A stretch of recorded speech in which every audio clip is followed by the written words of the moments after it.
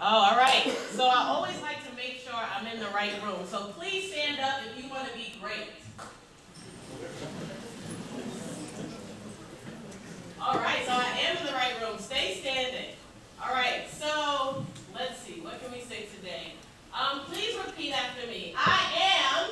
I am. Oh, I don't really hear you. I don't know if it's my hearing. I don't know if something is wrong with my hearing, but I can't really hear you. I am. Great. Great. I am Confident. we gotta say that with a little more, confidence. Confident. Hands on your hips. Let's see the Superman poses. I am confident. I am capable of doing and conquering any task that is going to be put before me. I can, I will, and I absolutely must be great. Be great. Be great. Be great. Be great. Be great. All right, now you can have a seat and be great. All right, awesome. So I just love to, just feel the energy of the room, and I can feel that there's a lot in here today. So I'm coming by way of New York, of course, and I'm definitely thankful, to everybody who has me here. Thank you, Dr. Pappas, and, the awesome team that put this conference together. Please give them a round of applause. It has been awesome. The speaker yesterday was amazing. I was so excited to hear from him, and I learned a lot myself too. And it was good to meet some of you last night. I went by the mixer and got to meet some of you. So I was definitely happy about that, and just to see some of what you want to do. So what I thought it would be cool to talk about. I come to a lot of these conferences, or came when I was I guess in school as well. I don't want to say your age because some of you might be older, but and possibly your age. And I wanted to talk about what was important for me after school and what was important for me even in school. And I think one of the most important things for me was building relationships. So that's why I want to talk about that today. In sport management, sports business, I have to say, I fell in love with it when I was about 16 years old. I didn't even know that, of course, sport management careers existed. I came from a family, I grew up in the projects, and, we saw people going to work. Like, my mom was a secretary, my father, had odd jobs here and there. And, I never really saw business people, and I never saw, outside of television, I might have seen, Whitney Houston was my, idol, and, when the WNBA started, I saw WNBA players and athletes. So, I was a part of this program called Power Play NYC, and they introduced women that played on basketball teams, like young girls like me when I was 16, to women that worked in sports. So we went to Madison Square Garden, we went to Sports Illustrated, and just different organizations, ESPN, WFAN Radio, to meet different women that worked in sports. And I was like, wow, this is a career? You don't have to be a WNBA player, you can, actually work for a team. And so that's what piqued my interest. I saw women that looked like me, and they were in suits, and they were in charge of all these men, and I was like, that might be a good career. No kidding. But yeah, they were just like bosses, and that just really inspired me. So that's where my passion and hunger for sports came from. So we'll keep going. I know I have a clicker, but all right. I just want to. So everything begins in seed form and grows into an experience, right? So I just want to say that, wherever you are, it might be small right now, and whatever I might talk about, whatever you might hear this weekend or this week, it might, you might just be starting out in it, but it's going to grow into something greater. It's going to grow into an experience. So even when you're looking to build relationships, it might start with we just met last night in a mixer, but, you never know what it's going to grow into.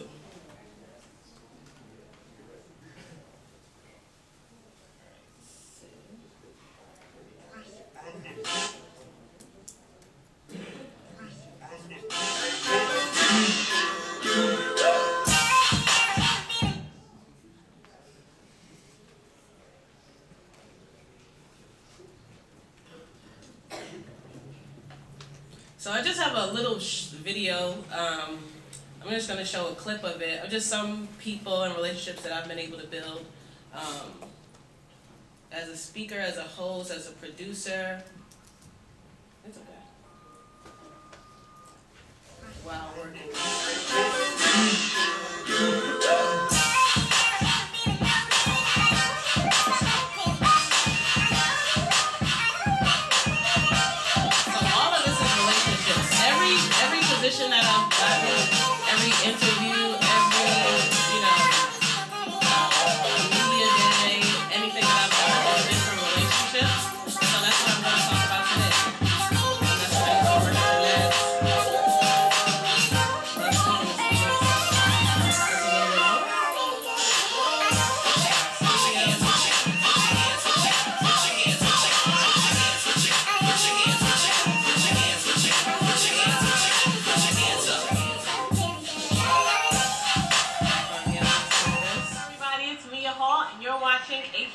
Prime. My HBCU, you're welcome. Hey, what's up? All right. So that's just a few of the relationships. So we can go back. Right?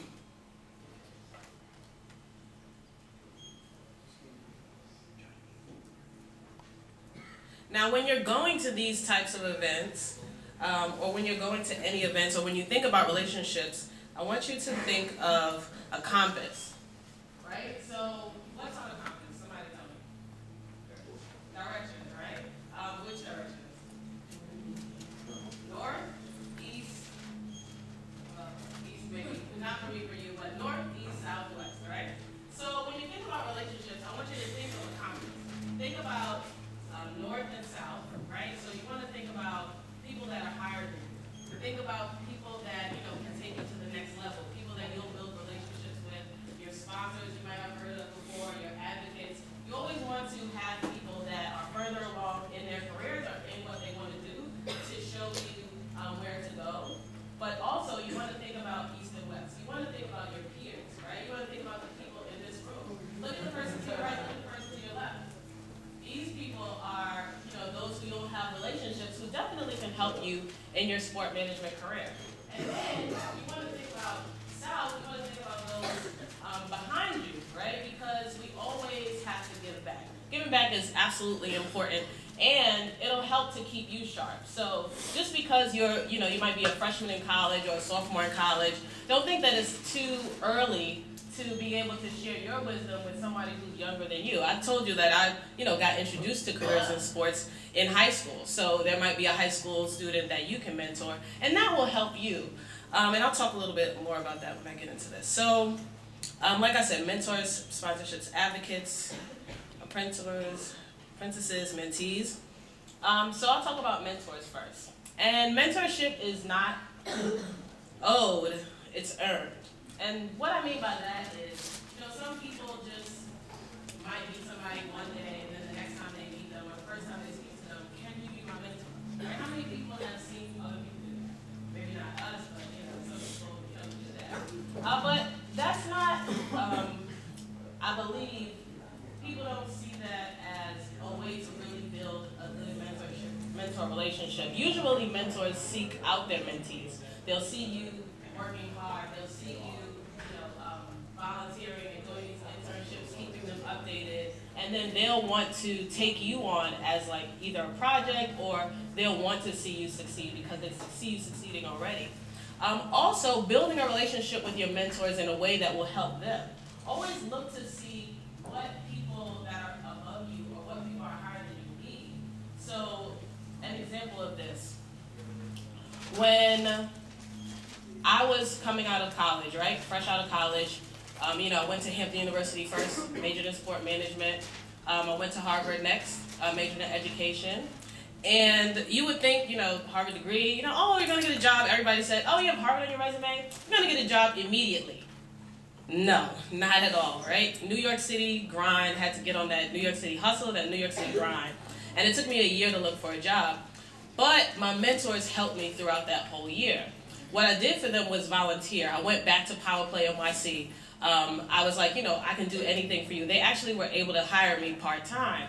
I went to, substitute teach at different schools, because I had people that I knew that, worked at the high school of sports management. So I was like, what can I do here to help? So I just found ways to help, and when I was helping, those grew into relationships, and they just became my mentor without me asking, because I was always willing to help them.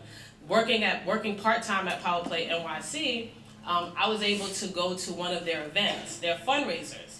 And at this fundraiser, we were honoring two people, one person from the U.S. Olympic Committee and the president of the WNBA at the time, Donna Orner. And so I remember a mentor telling me, whenever you have to go to speak, make sure you're prepared or whatever, because she had gotten 3 jobs because of speaking engagements before. And I was like, okay, well, I need a full-time job. I was only working part-time. Let me go and prepare for this speech as hard as I can. And so I went up there. I talked about my Power Play experience. This was at the fundraiser luncheon. And my boss at the time, she was like, thank you, Mia. We love Mia. We're so sad that we can't hire her full time, because of budget constraints at the nonprofit. So then the president of WNBA comes up and after she receives her award, she's like, anybody that can speak like that about their organization should be on our team. So Mia, I want you to come with us. And that's how I got my first job in sports. So after just building that relationship, just, grinding it out and volunteering and showing face and being present, I was able to earn mentorship, and I was also able to earn, my first job in sports at the WNBA. So that's just saying, with your mentors, just make sure you reach out to them for help, find out what they need.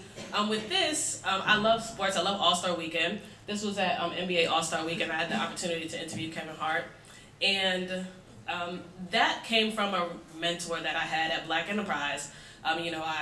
Over the years, I would always send him birthday gifts, always send them Father's Day gifts. It doesn't have to be something very expensive, but just stay in their mind. Let people know that you're thinking about them. And that's how you, earn their friendship, you earn their mentorship. People want to know that they are appreciated. So always show your gratitude in that situation. All right. So about your peers. Like I said, you have your neighbor right next to you, right? So I want you to tell your neighbor or get a partner and just look them in the eye. Say hello. Say hi to somebody next to you. All right, yeah, introduce yourself, actually. Introduce yourself. You might not know them. You might already know them, but maybe you don't,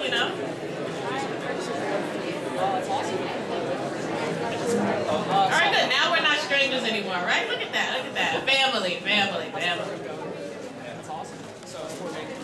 All right, so tell them, tell your neighbor, you are the average of the 5 people that you hang out with the most. All right, so you might have heard this before, but this has been my attitude.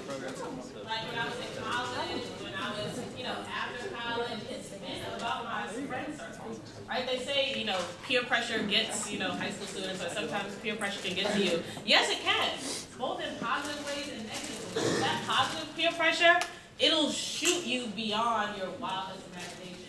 And that accountability. So I have up here my friend, my friend Aaliyah. We actually, have been holding each other accountable since our college days. And we started something called Co-World Changers. We want to change the world together. And that just, through that organization, we want to be missional, intentional, and actional in people building these accountability relationships. And so you might have heard, who in here has heard of mastermind groups? Raise your hand. Okay, a couple of you. But yeah, so mastermind groups are all about accountability. So you can start one yourself. It's just a group of people. It might be 5 or 6, or it might be more. But, it's a group of people that, meet on a regular basis. This is sometimes, I'm speaking very generally, but they meet with the intention of sharing their goals, sharing their challenges, and sharing resources with each other, like once a week. It might be once a month, but specifically on their goals. And so this has just been helpful for me, throughout my career. And so that's why I say peer relationships are so important. So find somebody, and they might not even be in your industry. Like Aaliyah, my partner right there, she's not in my industry. She's in entrepreneurship, but she's able to hold me accountable to what I say I'm going to do. If you tell someone you want to do something, it's harder for you not to do it if they're going to keep on asking you every time you speak to them, oh, have you made that contact yet? Or have you sent that person a thank you card? Or, have you sent that person a Thanksgiving card? That's a tip too. You might want to, instead of Christmas cards, sometimes send people Thanksgiving cards. It's like, you're a little bit different. But yeah, so it's just a tip I heard, but yeah, it might work. Get accountability.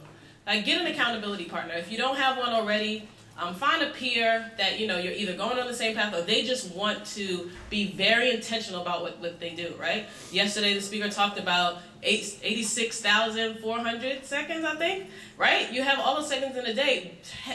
Who are you spending that time with? Right? So spend time with people that are about something, that want to be intentional about those 86,400 seconds. And then I had an interview with Grant Hill, and that came through a relationship.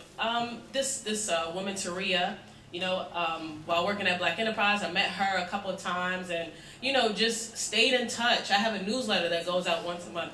And if anybody wants to join, of course you can, miahong19.com, or let me know. But I have a newsletter that goes out to people that I've met throughout the years. And it keeps them updated, keeps them fresh, so that once in a while, we have an opportunity for you to interview Grant Hill. She thinks of me. So in this industry, it's not only who you know, but it's who knows you. When I was applying to work for the Nets for 3.5 years in community outreach. And I had stayed in touch with this woman for 2 years. 2 years. Like, went to Prudential Center before they moved to Brooklyn. Went to any community event I saw that they were having on the website. I just went there to show my face, be present. And then an opportunity came up. And she emailed me, "Hey Mia, can you please send me your resume?" I was like, okay. When I came in, she was like, we had this community position and you were the first person that came to mind. So I was like, I know that's only because I email her every, 2 or 3 months just to let her know what I'm doing. I go to a Nets event here and there, and, just because I stayed on her mind. So you want to be on people's mind when people have opportunities. You want them to think of you. So they thought of me when I can interview Grant Hill. And thirdly, this is a quote, they said Muhammad Ali. I know a lot of people have said it. But let's go back to your neighbor, right? Look at your neighbor again, or you might want to get a new neighbor. Come from the church, we do this a lot to church, you know what I mean? So say to your neighbor, service to others is the rent you pay for your room here on earth. All right? So this is about that giving back, right? This is about you building those relationships with people that might be younger than you, people that might not have a degree yet, people who some of you. How many of you know exactly which one is doing sports right here? Okay, it's only a few of you, right? But you might want to mentor or give advice to or give assistance to somebody who doesn't know. How many of you don't know exactly which one is doing sports? Raise your hand. All right, don't be ashamed to look at mine. Right? Because some of us haven't figured it out. So, you just might be able to help a friend, figure it out because you're further along. You already know something that you want to do. So I'm such a big advocate of, being able to give back, whether it's, to friends, whether it's to, mentees or, being a big brother or a big sister to somebody. But it doesn't always have to be so formal. Like I said, you might know what you want to do. You might have a contact at the Miami Dolphins, or you might have a contact at the Marlins or something like that. And, maybe your other friend doesn't. But being able to serve others in that way will help you. Also, volunteering. I was speaking to somebody last night about the impact that volunteering has had on me. Like the volunteers at this conference, like Bria, she's been able to, I've been able to, exchange with her and find out like a lot about her just because she volunteered. I remember going to like a Women of Power conference. Whenever I see other conferences too, I try to volunteer at them so that not only I can go for free, because, college students, I don't know how much money, but I didn't have a lot of money in college, but, so that I can go at no cost, but also so that I can get to know the speakers and get to know, behind the scenes. So, went to a Women of Power conference, and this woman that was on the cover of Black Enterprise, I had to escort her, and she just, she was like, stay in touch, so I stayed in touch, and, she's like president at Amway or something like that now.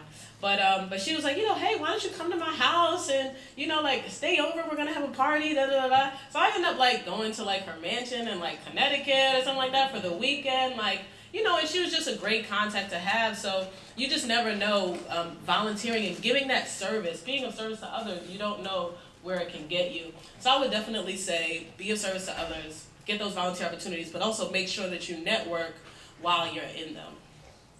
So that little seed, right, that we had in the beginning, that's a mustard seed. And look what it can grow into.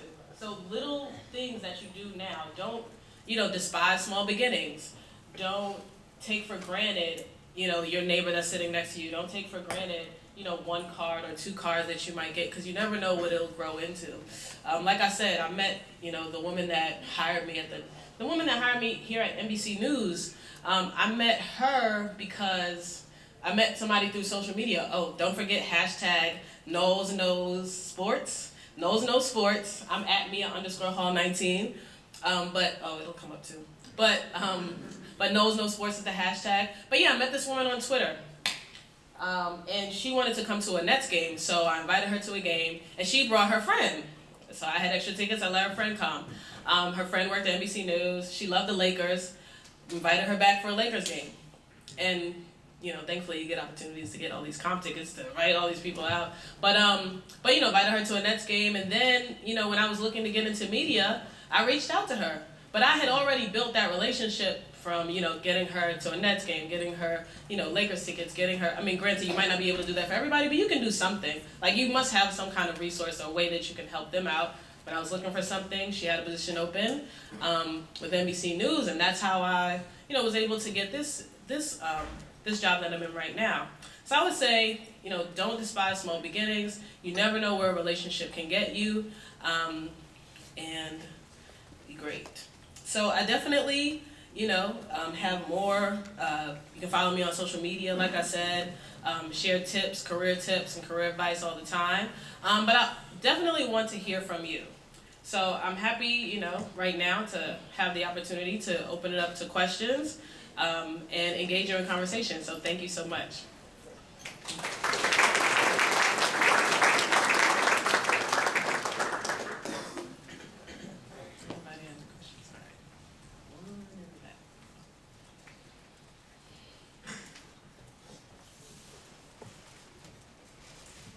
Hi Mia, thanks for coming today. Hello. My name's Allie. Hi, Allie.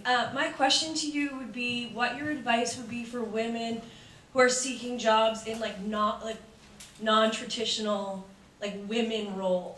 So for example, if somebody in the room wants to be a head coach in the NBA, or if somebody in the room wants to do color commentary and play-by-play for major leagues, what would your advice be to women seeking those kind of niche opportunities?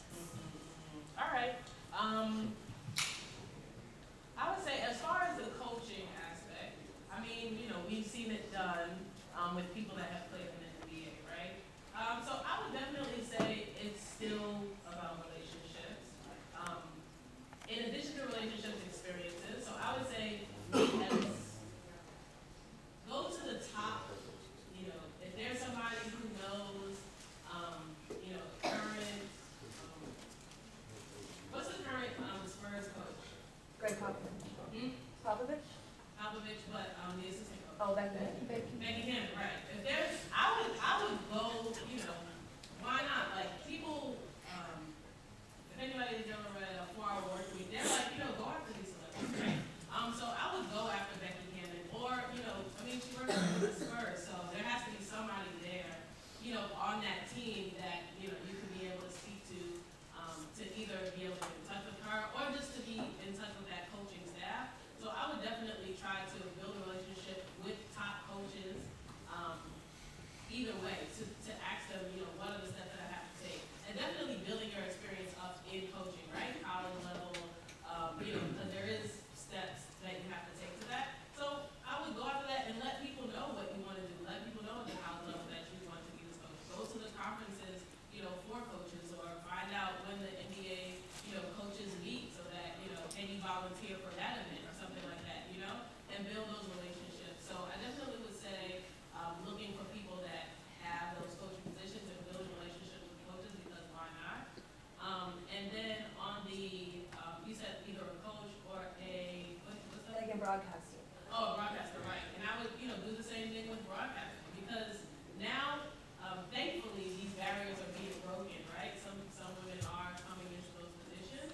I haven't seen, what you said, baseball? Well, it's really the color of play-by-play. You always see women on the sidelines, Right. or, but it's not really commenting on what's happening in the game, or it's always a male voice that's over the action. And so you can find a few. The Yankees have a woman who does their games, but generally it's tough to find. Right. So yeah, no, I would absolutely reach out to those who, are doing it. And even, I wouldn't say that reaching out to the men either, wouldn't be helpful. And not only finding out what they do, but staying in touch with them. Because you never know when the opportunity is going to come up. That's my biggest thing. You want people to know you want, because if people, that's why we like to tell people to be specific.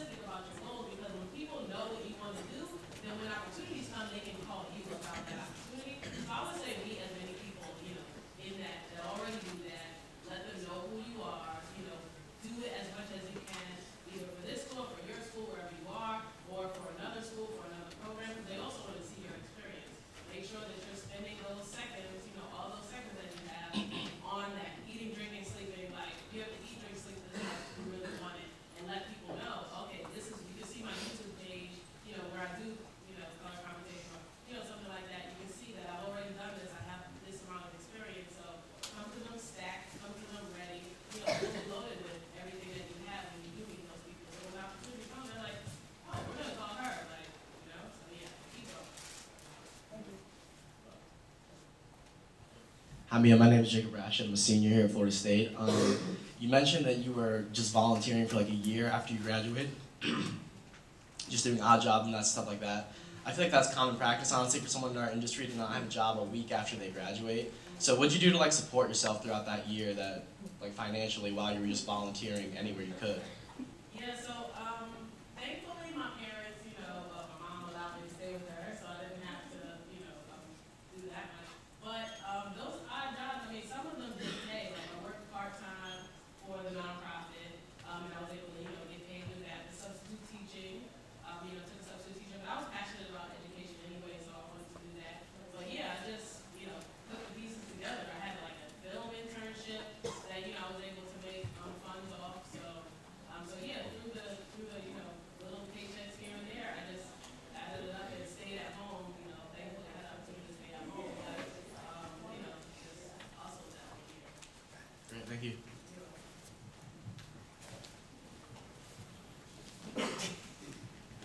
Hi, Mia. My name is Lucy.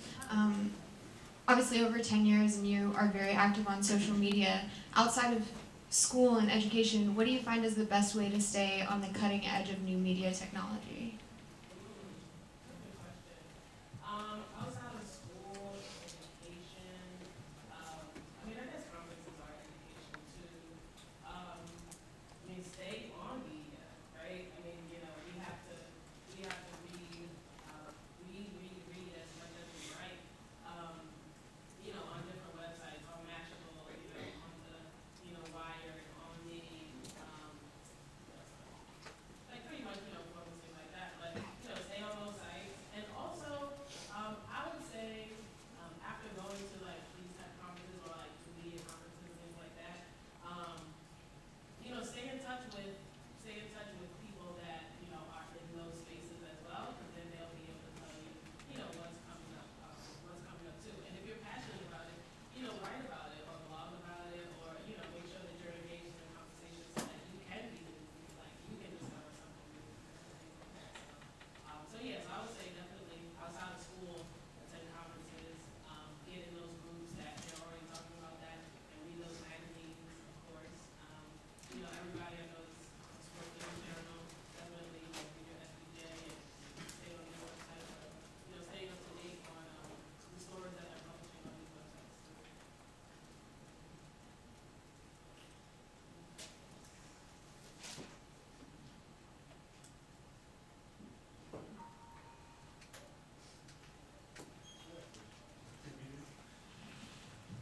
How you doing, me? I'm BJ Fletcher. I noticed that you got Media Hall 19 on different things. Is that like how you branded yourself, or I want you to talk about like consistency and character, like your personal brand? What do you say about that? Oh yeah, absolutely. Thank you for asking. Good question. So yeah, some personal brand is something I definitely think is very important, because you do want to be, as a media person and a person in media, I do want to be consistent across all my brands, and it's something that you want people to know you for something. Like when they hear BJ's name, what do they think of? What do they think of when they hear your name? Hear my name. Yeah. I try to show love and be friendly. So I want people to feel good around me. Okay, all right, no, that's good.